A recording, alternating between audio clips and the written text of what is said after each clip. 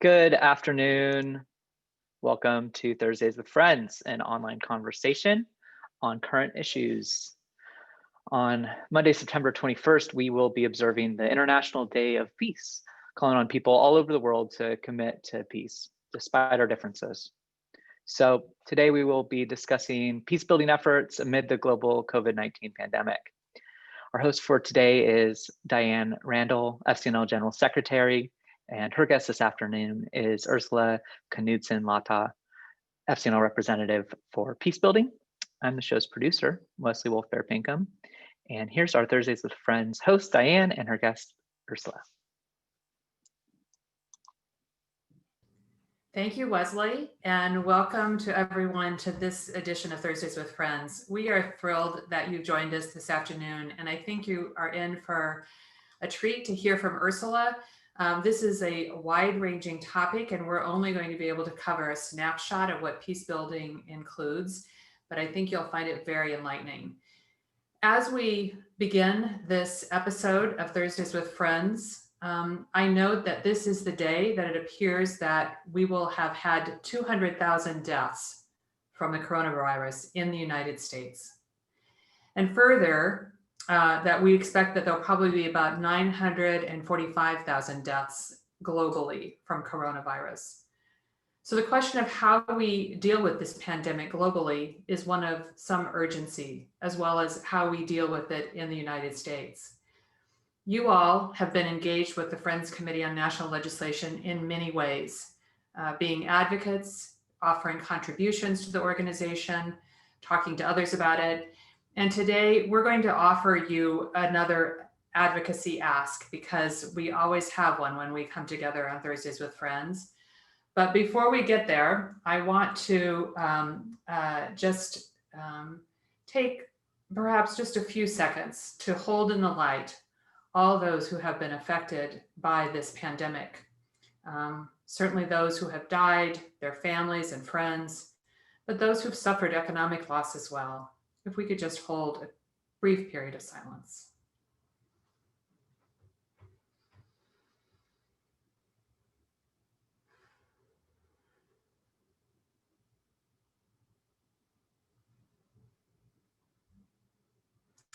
Thank you so much. As Quakers, as people of faith, we are called to envision a world at peace, a world free of war and the threat of war. We are convinced that this peace is God's will for our planet. And at FCNL, peacebuilding has been part of our work since 1943, since our founding. As Wesley indicated, joining me today is our Director of Peacebuilding Policy, Ursala Knudsen-Latta. Ursula, just to give a brief background, studied religion and theology at the University of Manchester. She holds a master's degree in international peace and conflict resolution from American University. And before Ursula came to FCNL, she chaired the U.S. Civil Society Working Group for Women, Peace, and Security. She worked at Safer World, which is a UK-based peacebuilding organization, and she has also worked at the Alliance for Peacebuilding. And these are organizations that we continue to collaborate with at FCNL. So I'd like to start by asking Ursula just about the ways peace builders define peacebuilding, because sometimes people it's still a term that is coming into wider use. So Ursula, given your background, tell us a little bit about how we should be defining and thinking about peacebuilding.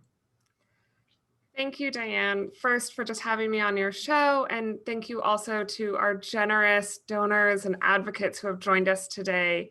I really appreciate that we're not in this alone, that we're all in this together. To answer your question, peacebuilding isn't so much a single activity, but a way of approaching conflict and violence in the world. Peacebuilding aims not just to end the violence, but to resolve the deeper issues that cause the conflict and to strengthen societies to create sustainable peace. Importantly, though, peace builders have two ways of seeing peace. So we have negative and positive peace. Negative peace is just the absence of violence. It's the most basic form of peace, and it's often what the security forces try and achieve: low crime, safe streets. However, as many of us know from our own experiences, the absence of violence doesn't necessarily make us feel at peace. So peace builders strive for another kind of peace, the positive peace. And positive peace exists in societies that have well-functioning governments that are at peace with their neighbors, with low corruption, a fair economy, equal access to education, respect for human rights, and a free press. If you know FCNL's We Seek statements, then you know all of FCNL is dedicated to the work of building that positive peace. Thanks. That's a great description. And of course, I mentioned a couple of organizations we work with. There are many organizations. One of them, just to give a shout out to our colleague organization, the Quaker United Nations Office. And I want to turn to the work that you've been involved in, and FCNL has been involved in for a long time, about US support for the United Nations. Specifically, that has been a fraught conversation, and we saw some slides at the beginning. But let's talk about right now what role the United Nations is playing in this pandemic, and what role Congress has had in addressing contributions to this multilateral organization. Yeah, so the UN is really important right now. It's coordinating the global response. Parts of the UN you might not think of. UNESCO, for example, has found that 1 billion students have had their education disrupted because of COVID, and they're actively developing ways to deliver education around the world that both involves, technology like this, but also no tech solutions in places where these aren't options. So as you mentioned, the US owes more than $486 million in dues to the UN's regular budget. And that's the central pot of money that funds most of its work. We also owe $1 billion in dues to UN peacekeeping missions, and we pay dues because we don't send soldiers. Additionally, the Trump administration has also announced that they only plan to pay 1/4 of our dues to the WHO this year, leaving a $400 million hole in its budget. There is not a single part of the UN that is absent from the fight against COVID-19, but the US is unfortunately absent from the UN. And so FCNL has really been advocating with many partners, including CUNO, as you mentioned, for Congress to provide enough funds not only to pay all of our dues, but our arrears and voluntary contributions to the UN and other international organizations. And Congress can mandate that the administration pay its fair share to the UN, and we're working to ensure that they do just that. I will say as a positive, as a result of our advocacy, when the House passed their FY21 budget this year, they made clear their commitment to global cooperation and fully funded US dues to the UN regular budget, and required that the US pay its full dues to the WHO. And so we're working right now to ensure that the Senate matches the House's commitments when they eventually put out their budget as well. And I will just say, despite our government's absence from the UN, we know the American public feels differently.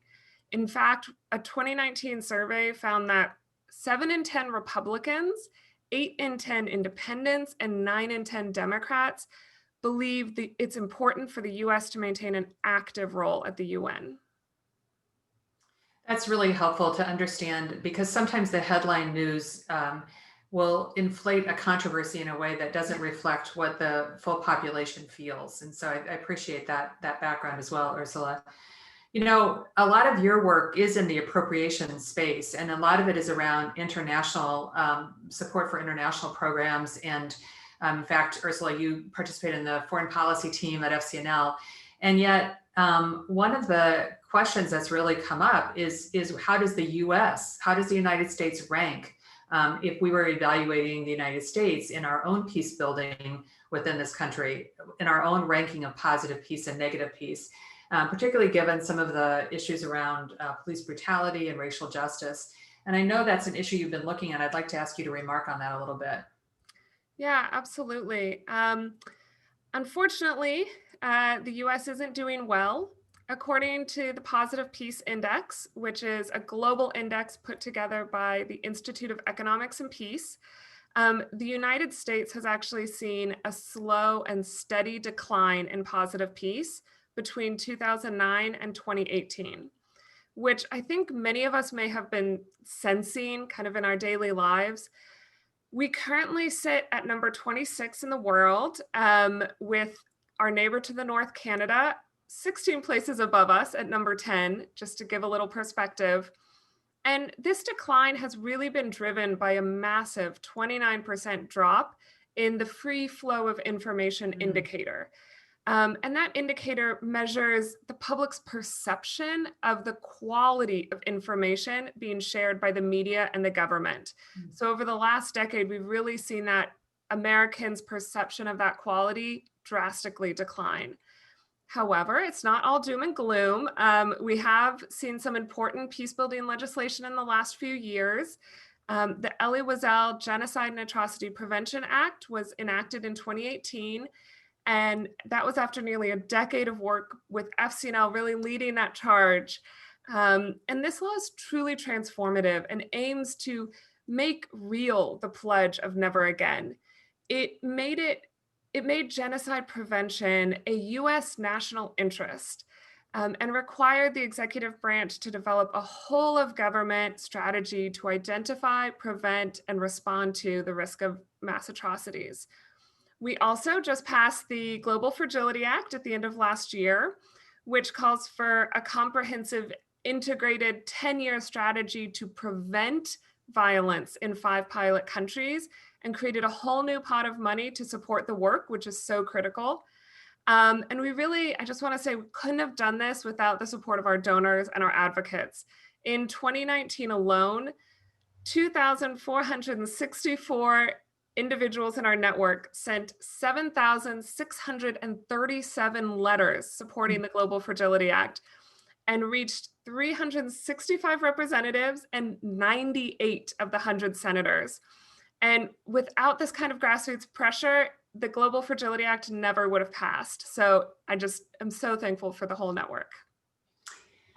That's really awesome. I have to say, I hadn't heard that data before. That's pretty impressive. Not that I'm surprised. I know that FCNL advocates are relentless and have worked really hard on peace building. I remember the annual meeting where we raised the Elie Wiesel Act.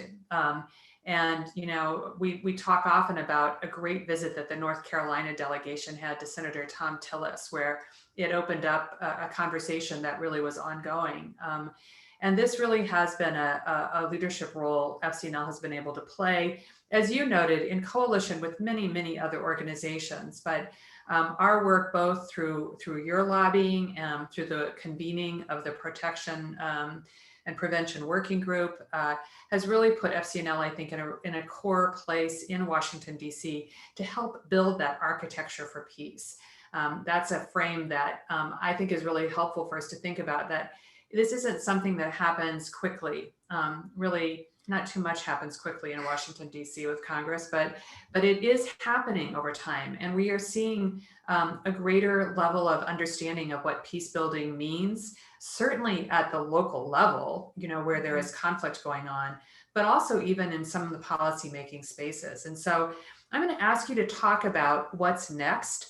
But I do want to just say now that if friends here on the call have questions for Ursula, please, we invite you to put them in the chat, and we'd like to try to take those. This is a brief time that we have with you. It's only 30 minutes, but we're only halfway through. So we're going to have some time to get to questions that you may have about FCNL's work or about the status of peace building work within Washington, D.C. Ursula, let's just tell me a little bit about what you see. I mean, obviously, just to name what the big issue is the election, right? And so even at FCNL, we're doing a lot of thinking about what if this, what if that. We are a nonpartisan organization, and we are not, we encourage people to be engaged locally, but we are not endorsing candidates. but we do know how important this election is, both not only the presidential election, but also we have Senate seats, about 34 Senate seats at stake, and we have 435 members of the House of Representatives. And so let me say again that if you have not yet voted, or if you're not in a state that has early voting, we hope that you know how you will vote. Given our knowledge of what we're doing at FCNL and how we think we might engage with a new Congress that will be seated in January 2021, what are the early plans that you're thinking about? Yeah, I think one of the big things is that we're putting together this really exciting project where we're trying to reframe US foreign policy to put conflict prevention right at the center, to really make it a core value that all of the State Department and USAID and others can work towards and work in collaboration. So the first phase of this project, over the last several weeks, I've been doing dozens of expert interviews with people around DC and the country, who are peacebuilding experts, foreign policy experts, budget experts, and really asking them, what are your recommendations? How can we really help make this happen in the first 100 days of the next administration?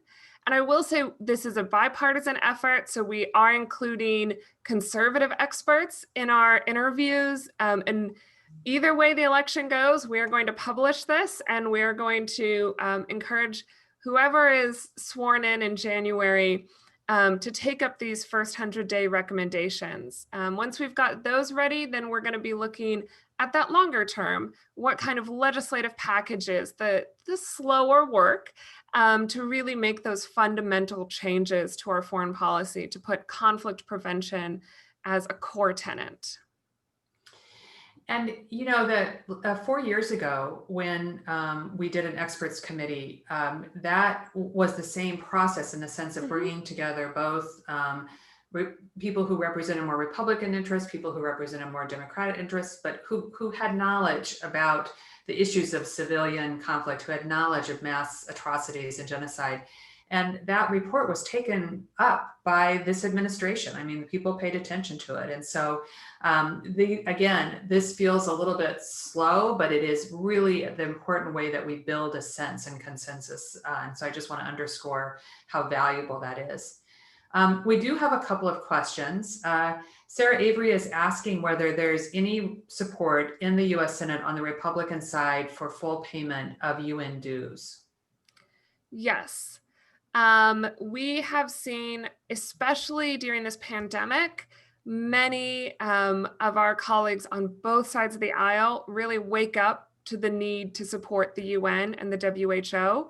We helped support a letter that Senator Rubio, along with Senator Coons, put together, so a Republican and a Democrat, that was signed on by, I think, 25 members of the Senate, if my numbers are correct, that really asked Mitch McConnell to do robust foreign assistance, including support to the WHO and the UN. So, you know, we're really seeing, before there was some support, but this pandemic, I think, has really highlighted among the Republican caucus the need to commit to this.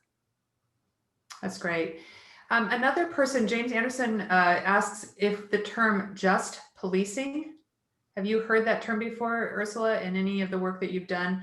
A model that might be for local police here, but also internationally. And I don't know whether that relates to any kind of policing or all kinds of security forces. Is it something you're familiar with?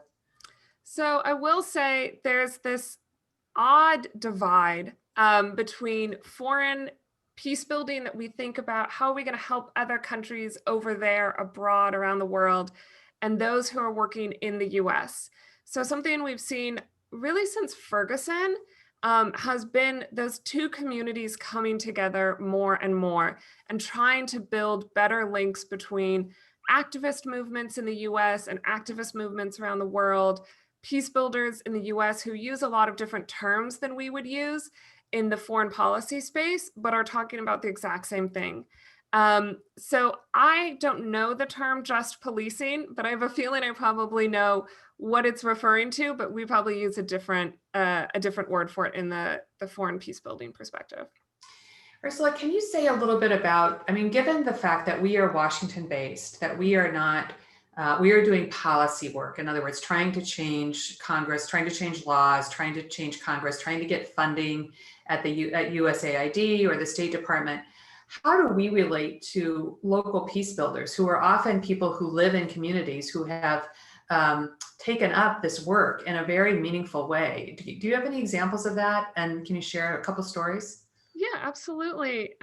So first of all, I really take it as my responsibility to try and make as many of those connections as possible so that we aren't reiterating kind of colonialist attitudes, reiterating kind of patronizing systems that say, I know what's best, I sit in Washington.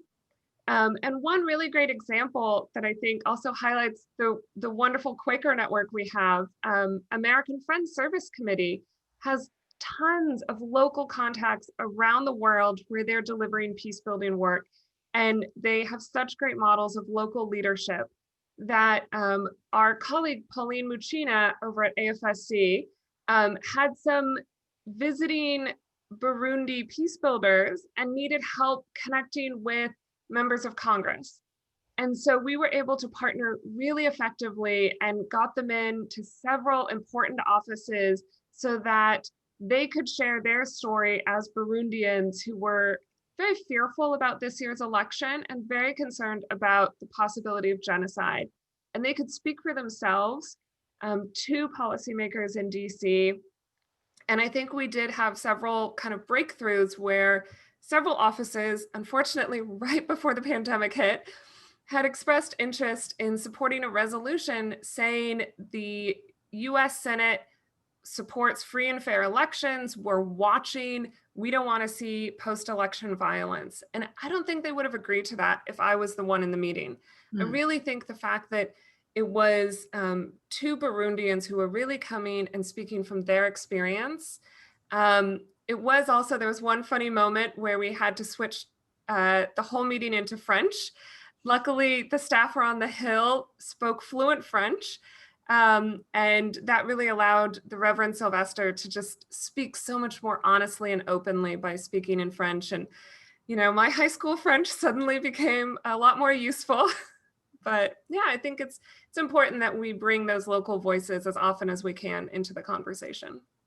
I agree. I mean, we are now able to do that right now because of the pandemic, but it is our hope that that is a kind of partnership with AFSC, with Peace Direct, with other entities, Safer World, that are working on the ground in areas of conflict and seeing direct responses. That's a great partnership for us.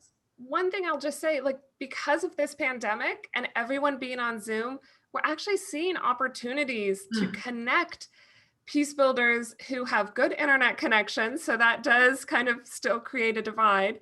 But to be able to bring in some of our advocacy around youth, peace, and security, bring in youth peace builders from around the world through Zoom, through the magic of the internet. So we're trying new models. Sometimes it doesn't work out as well as we want it to, but we're trying to keep that initiative going. Very important. Well, let's talk a little bit about the initiative and what we'd like to ask people to do.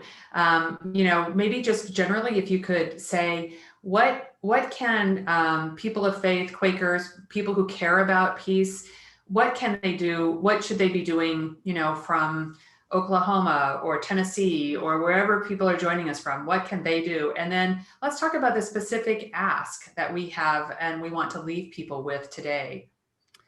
So what people can be doing, especially on Monday, which is International Day of Peace, is take a moment first and reflect and recommit to peace for yourself. You know, peace starts from within and goes out. But as we've been talking about today, you know, the US has been absent from the UN. We've really been absent from a lot of the international COVID response. So far, Congress has provided just $2 billion to support the global response to the pandemic. And while that sounds like a lot of money, it is less than 1% of the funds dedicated to helping Americans here in the US, and only 1/10 of what leading foreign policy experts recommend. We are encouraging Congress to provide $20 billion to the international response to COVID-19. That ask had started at $12 billion back in April, but as they haven't acted, unfortunately, the need has only grown. A new report by the Bill and Melinda Gates Foundation has shown in the last 25 weeks, we've undone 25 years of global development by just the impacts of this pandemic. So we really need your help. Members of Congress need to know that their constituents care about those beyond our borders. They need to know that right now is not the moment to look inward, but to help all of our neighbors. You can send a quick email or call your member of Congress and let them know that you demand more than just $2 billion for the global response. And let Congress know that there are no exceptions to love thy neighbor, even in a pandemic. Right. Thank you very much for that, Ursula. We have been focusing a great deal in our advocacy on COVID for how people in the United States are being affected by this, and we continue to do so. We're waiting for the Senate to act. And there is a need to act globally as well that you've shared with us. So I really, really thank you. We are close to the end of our time, but we have a couple minutes left. If there's any last question, or Ursula, if there's anything that you would like to remark on in terms of encouraging people to think more about peace building and to do education on this work. Let me just look at the question we have. Do we support a global ceasefire? Yes, we've signed several letters. We are all in for the global ceasefire. And for those who don't know, the global ceasefire is a campaign out of the UN Secretary General to call for a general ceasefire around the world during the pandemic so that we can respond. I know many of you will have heard from my colleague Hassan, who works on the Middle East portfolio, and there's been a lot of concerns around the Yemen crisis and the war there, the need to increase humanitarian response. They've dealt with multiple outbreaks of cholera. They have mass starvation. And without a ceasefire, COVID is just further rampaging in that country. We're also encouraging through that global ceasefire all sorts of other conflicts, whether that's, violence that we're seeing in places like Central African Republic, or South Sudan, sort of minor internal conflicts. We're also encouraging that they call a ceasefire to respond to the pandemic, and that the US does. US continues to take action through drone strikes and others. So we are continuing to push for that. Great. So Doug is asking for a place to find out the details about what the US owes the UN. And there was a question about a link, and thank you, Sarah Avery, for fixing that for us and sending the proper link. So we want to make sure that folks know where to go on our website to take action. I want to just thank all of you for joining us in this session of Thursdays with Friends. And I want to thank you especially for your financial support to FCNL at this time. We know that for some it's an economically difficult time, and we really do appreciate your ongoing contributions. But we also thank you for your advocacy. You know how much this is true, but our fundamental premise is that members of Congress want to hear directly from their constituents. So Ursula does a terrific job. Her colleague Shakriya, Darren, who is our Scoville Fellow in this program, all do a terrific job. And they are supported when our friends in Michigan or our friends in Arkansas or anywhere else talk to your own members of Congress about these asks. It makes a real difference. I also just want to say that we have ongoing basis opportunities to learn how to advocate. So if anybody says to you, I'm not sure how to talk to a member of Congress, or how could I even do that now during this pandemic, have them go to the FCNL website and sign up for one of our Learn How to Lobby in 30-minute sessions. We want to stay engaged with you. We want to be asking you to stay engaged even during this time of the election season and certainly afterwards. And we'll be sharing more with you. I want to thank Ursula for being a guest today. Terrific. She's so knowledgeable. We touched just the slightest bit of what she works on. There's so much more around civilian conflict and small arms. So I want to thank her and let you know that in 2 weeks, Carrie Colfer, who is our congressional advocate on Native American issues, will be joining me. Carrie was with us at the beginning of the pandemic, and she'll be back as we mark some of the issues that she's working on. So there's Stevens has already put up the link to register for that. And again, I just want to thank all of you for being with us today and blessings on all of you. Thank you. Thank you.